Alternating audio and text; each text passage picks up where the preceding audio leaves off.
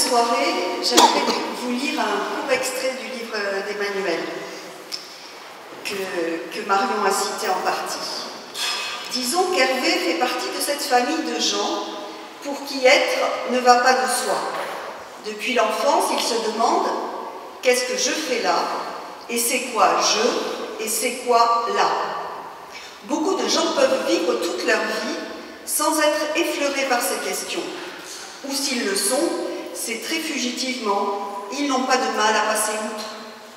Ils fabriquent et conduisent des voitures, font l'amour, discutent près de la machine à café, s'énervent parce qu'il y a trop d'étrangers en France, ou trop de gens qui pensent qu'il y a trop d'étrangers en France, préparent leurs vacances, se font du souci pour leurs enfants, veulent changer le monde, avoir du succès, quand ils en ont, redoutent de le perdre, font la guerre, savent qu'ils vont mourir, mais y pensent le moins possible. Et tout cela, ma foi, est bien assez pour remplir une vie. Mais il existe une autre espèce de gens pour qui ce n'est pas assez ou trop. En tout cas, ça ne leur va pas comme ça. Sont-ils plus sages ou moins que les premiers? On peut en débattre sans fin. Le fait est qu'ils ne se sont jamais remis d'une espèce de stupeur qui leur interdit de vivre sans se demander pourquoi ils vivent, quel est le sens de tout cela s'il y en a un. Donc vous l'aurez compris, cet Hervé, cet ami de Emmanuel Carrère, qui se pose des questions sur sa façon d'être au monde, ce pourrait être moi, ce pourrait être Marion, Antoine, ce pourrait être aussi certainement chacun et chacune d'entre vous. Beaucoup d'entre nous s'interrogent sur ce monde, la façon dont ils en sont partie prenante, la façon dont leur vie est à la fois pleinement ici et pas tout à fait ici.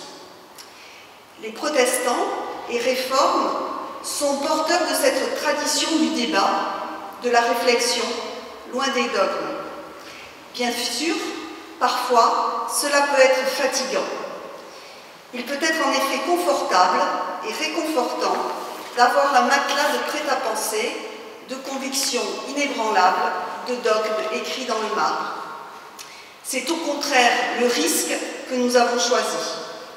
Le risque d'être dérangés dans ce que nous pensons, le risque qu'une rencontre nous fasse changer de regard, le risque de découvrir qu'il n'y a pas qu'une seule vérité, en dehors de la seule certitude qui nous tienne, celle d'être sauvés par grâce et de reconnaître en Christ notre frère. Merci donc à Marion Muller-Collard, à Antoine Nuis et merci à Emmanuel Carrère de nous avoir déplacés ce soir.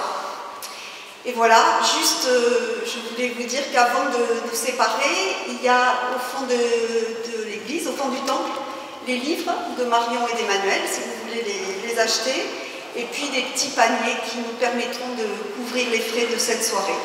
Merci à vous et joyeux Noël. Merci beaucoup.